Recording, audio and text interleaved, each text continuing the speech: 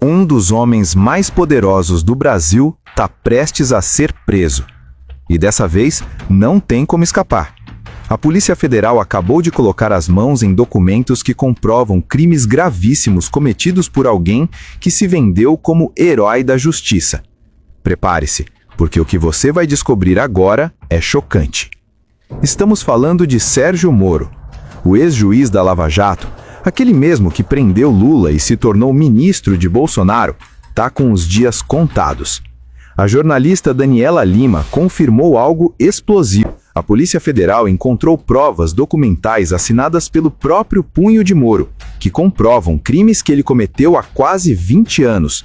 Crimes que, até agora, estavam escondidos nas gavetas da 13ª Vara Federal de Curitiba. Em dezembro de 2024, o ministro Dias Toffoli, do Supremo Tribunal Federal, autorizou uma operação de busca e apreensão na antiga vara da Lava Jato. Foi a segunda operação do ano.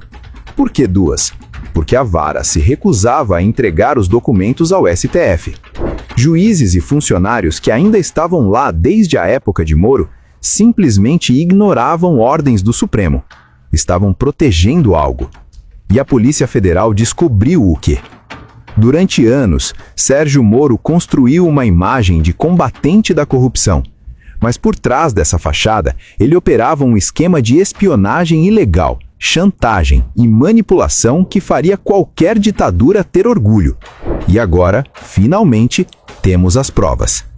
Tudo começou com um homem chamado Tony Garcia. Empresário e ex-deputado estadual, Garcia foi preso em 2004 numa investigação sobre o consórcio Garibaldi. Ele ficou cerca de 30 dias na cadeia até que Moro apareceu com uma proposta. Assine um acordo de delação premiada e você sai. Tony aceitou. Mas o que ele não sabia é que aquele acordo seria transformado num instrumento de tortura psicológica que duraria mais de uma década. Tony Garcia não se tornou apenas um delator comum. Ele virou um agente infiltrado de Sérgio Moro. Durante anos, ele foi forçado a gravar autoridades, políticos, advogados e juízes. Câmeras ocultas no escritório, grampos telefônicos, relatórios de inteligência enviados diretamente para Moro. Tony tinha um policial federal para acompanhá-lo. Tudo isso enquanto Moro mantinha o processo de investigação contra ele em sigilo absoluto. E aqui está o pulo do gato. Como o processo era secreto, só Moro e o procurador amigo dele, Januário Paludo, tinham acesso. Isso significava que Moro podia prender Tony Garcia a qualquer momento. Tony estava numa prisão sem grades.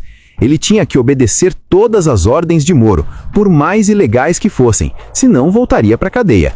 E isso durou 10 anos. Mas onde estão as provas disso tudo? A Polícia Federal encontrou despachos assinados por Sérgio Moro ordenando essas operações ilegais. Um documento de julho de 2005 mostra Moro exigindo que Tony Garcia tentasse gravar novamente uma autoridade porque as gravações anteriores eram insatisfatórias para os fins pretendidos. Fins pretendidos. Pense nisso. E quem era essa autoridade? Heinz Herwig, presidente do Tribunal de Contas do Paraná. Uma pessoa com foro privilegiado, que só poderia ser investigada por tribunais superiores. Mas Moro, um juiz de primeira instância, mandou grampear o cara ilegalmente. E não foi só ele. A PF encontrou transcrições de grampos contra desembargadores do Tribunal Regional Federal da 4ª Região, o famoso TRF4. Agora presta atenção. O TRF4 era o tribunal que julgava os recursos dos processos da Lava Jato. Ou seja, Moro estava grampeando ilegalmente exatamente os juízes que revisariam suas decisões. Isso não é só ilegal, é uma destruição completa da separação de poderes. Mas por que ele fazia isso? Porque Sérgio Moro não queria apenas julgar processos, ele queria controlar o sistema inteiro. E para fazer isso, ele precisava de algo poderoso, algo que colocasse os desembargadores nas mãos dele. E foi aí que entrou o vídeo mais explosivo da história recente do judiciário brasileiro, a Festa da Cueca. Por anos, esse vídeo foi tratado como lenda urbana. Muita gente achava que era invenção, mas a Polícia Federal acaba de confirmar. O vídeo existe e estava guardado na 13ª Vara Federal de Curitiba desde 2005. O que tem nesse vídeo? Em novembro de 2003, o advogado Roberto Bertoldo fretou 2 jatinhos para buscar desembargadores do TRF-4 em Porto Alegre. Levou todos para assistir a um jogo da seleção brasileira contra o Uruguai no estádio Pinheirão, em Curitiba.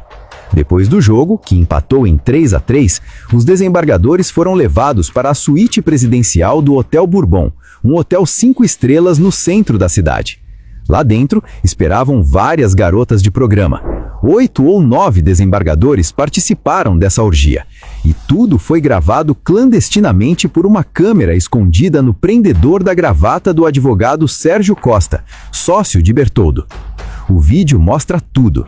Desembargadores casados, autoridades do judiciário numa festa com prostitutas. Houve até competição para ver quem tinha o maior, você sabe. Documentos encontrados pela PF revelam que um dos desembargadores presentes chegou a confessar para a esposa que tinha sido filmado nu, porque estava com medo que as fitas vazassem. E o que Moro fez quando conseguiu esse vídeo? Ele deveria, por lei, encaminhar o material para a corregedoria do TRF-4 para que os desembargadores fossem investigados. Mas Moro não fez isso. Ele guardou o vídeo e usou como instrumento de chantagem por quase 20 anos. Roberto Bertoldo confirmou em entrevista que as gravações existiam e circulavam entre pessoas próximas a Moro. Ele revelou algo ainda mais perturbador. Um desembargador que estava naquela festa depois julgou o processo do presidente Lula, e esse desembargador era próximo de Sérgio Moro. O que vem pela frente? A expectativa é que Dias Toffoli analise todo o material apreendido e decida sobre a prisão de Moro nos próximos meses. Pode ser antes do meio do ano de 2025, pode ser no começo de 2026. De qualquer forma, a prisão parece inevitável.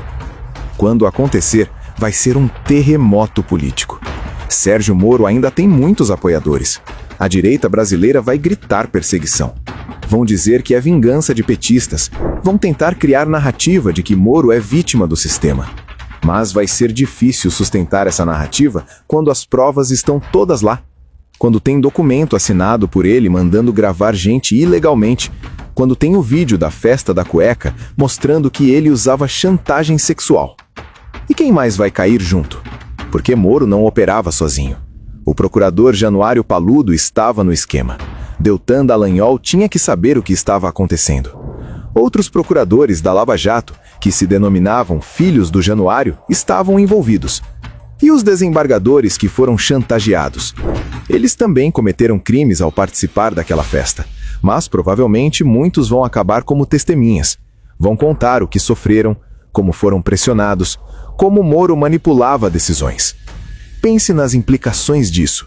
Se Moro chantageava os desembargadores do TRF-4 e esses desembargadores julgavam os recursos da Lava Jato, quantas condenações são válidas? Quantas pessoas foram presas com base em decisões viciadas? Quantas vidas foram destruídas por um sistema corrupto disfarçado de combate à corrupção?